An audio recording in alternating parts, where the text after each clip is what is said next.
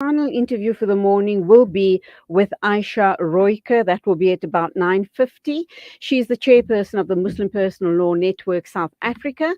But next we are talking with David Monyae. I hope I'm pronouncing that correctly.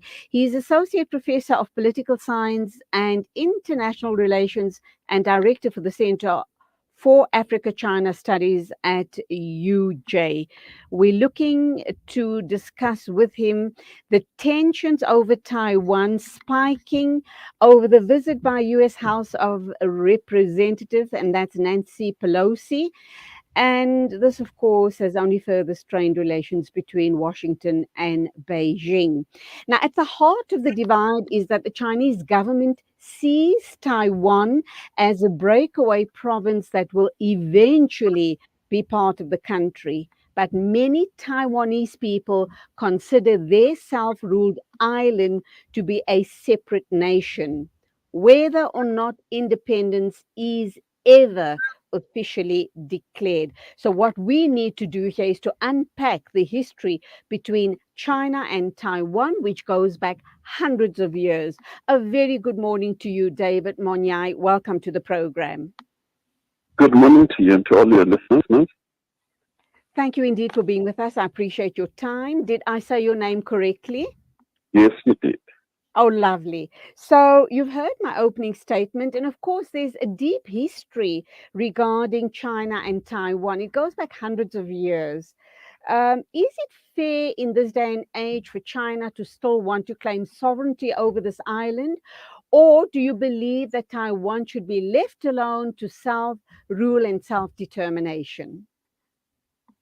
There is a painful history. I think for us as Africans, we will appreciate it more than any other part of former imperial and colonial powers. Taiwan, as is known, has always been in history a part of China. It was late 1800s. Japanese attacked and they conquered Taiwan. So Japanese conquered Taiwan first, and that led to the breakaway of China and colonial powers having more say in what happened in China. As you know, Macau, Hong Kong, and other parts where the French, Americans, and everyone else had a free ride in a colonial way. China lost control of not just Taiwan, but other territories as well. And that led First World War, Second World War, and with fights within China, Civil War in 1949 when Chairman Mao and the China Communist Party coming into power, the nationalists, they moved from mainland China into Taiwan. And therefore, they declared themselves to what is Taiwan today. And the United States, due to Cold War, recognized Taiwan first until 1971, when the United Nations General Assembly voted to make China the sole representative of one China. The whole history of one China policy emerged. 1978, 79. United States and America agreed that United States will, for the first time, recognize China as the sole and respect the integrity of China as the sole controller of Taiwan as part of China. So nothing has changed, and therefore I think at this stage one will fully understand the anger, humiliation, which is historical. That continues when it comes to Chinese. And it's not just Chinese politicians. The Chinese people, 1.4 billion, feel that humiliation as much as Africans feel the humiliation of colonialism. Okay, when you talk colonization, we know that the history goes even further back, that in the 1600s, between 1624 and 1661, we had a brief spell of Dutch rule in Taiwan. So obviously, there's this whole story of colonialism, and now we have this scenario playing out as well. Do you truly believe that Taiwan should become part of China? What's the people, the Taiwanese people's uh, sentiments about self rule? And if Taiwan does eventually become a part of China, we know what's happened when China proposed the so called one country, two systems option, uh, which it said it would allow Taiwan significant autonomy if it agreed to come under Beijing's control. This system underpinned Hong Kong's return to China in 1997 and the manner in which it was governed until recently. And look what's happening there, lots and lots of uprisings there all of the time.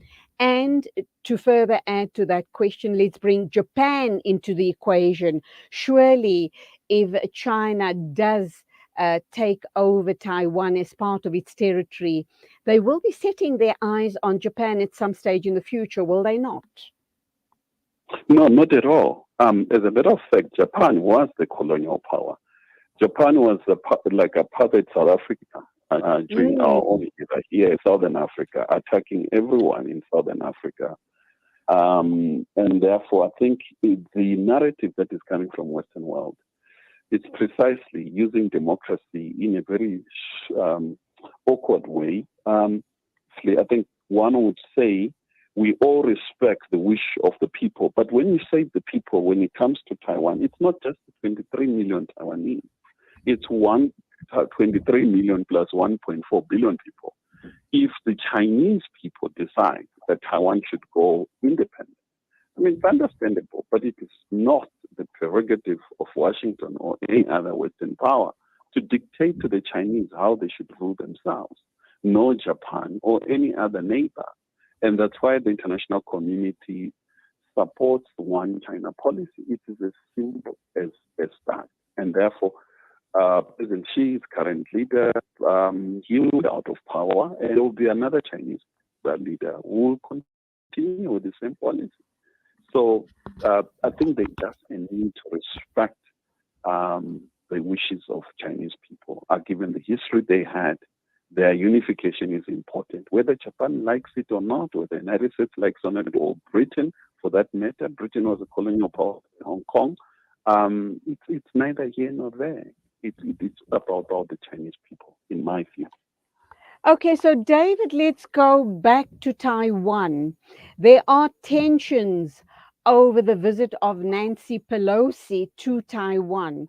I mean, China has responded, I won't say reacted, they've responded by sending out aircraft that has been circling around Taiwan over the past day or two, trying to almost make their presence felt.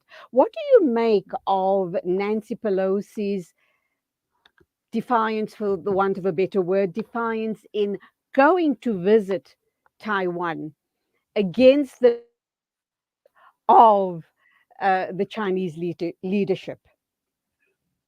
It's a provocative move, dangerous, not just for U.S. and China, in terms of a possible war, accidental war that might happen, as it happens in history.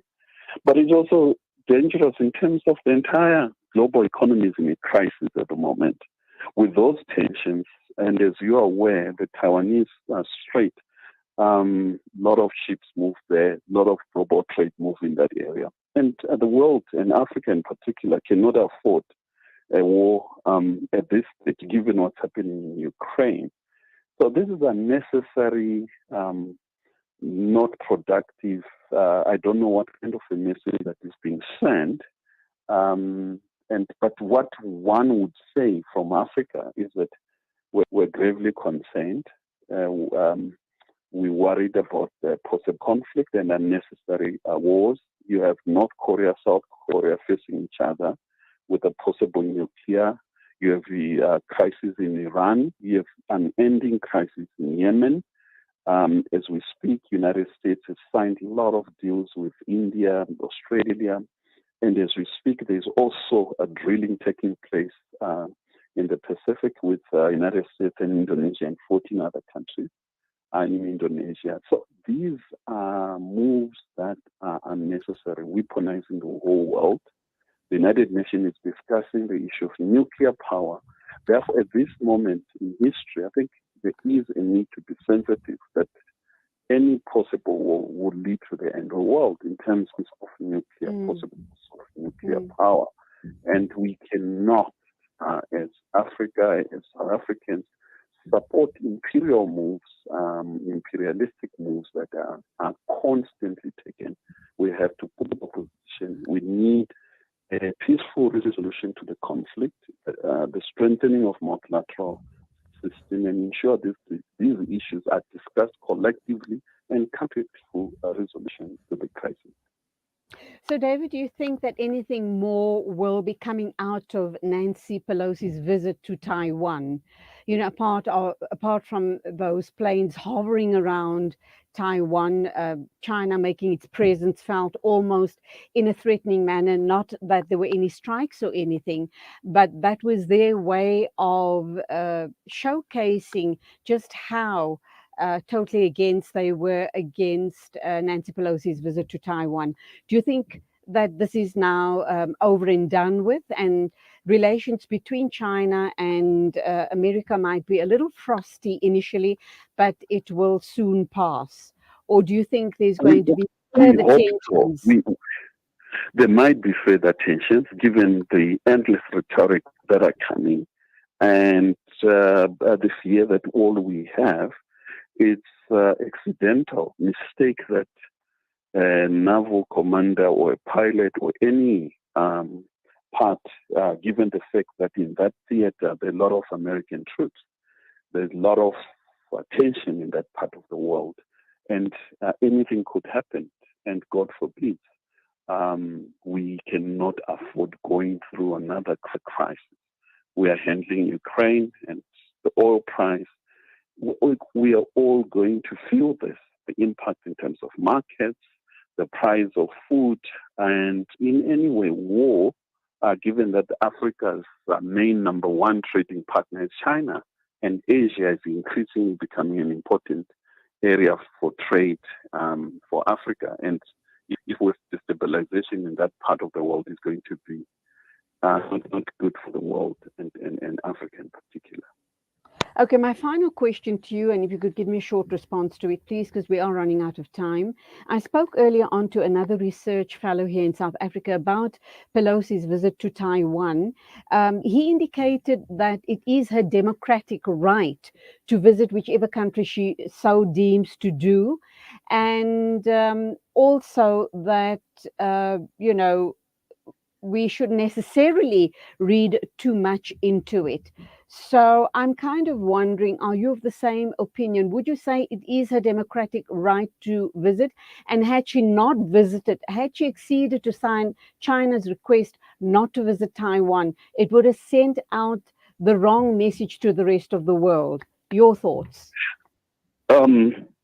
I guess for any ordinary person would say it's her democratic right, and no one will stand on the way of her rights. But Pelosi is not Pelosi the person, the individual. Pelosi is number 3 in the line of hierarchy in the United States. She carries with her the United States as a state, and therefore her visit represents not the person, it represents the United States. So I think the objections that one is making are based on a deliberate move by the United States to undermine and humiliate China. That's where one is saying, however, at a personal level, if she's out of that position, she could go to Taiwan. Myself, I would love to go to Taiwan. Yourself, you could also go. We have the right to go to Taiwan. I don't think China would say, don't come. But if it's a state matter, state affair, we're talking about different issue altogether. Okay, two slightly differing views on Nancy Pelosi's visit to Taiwan.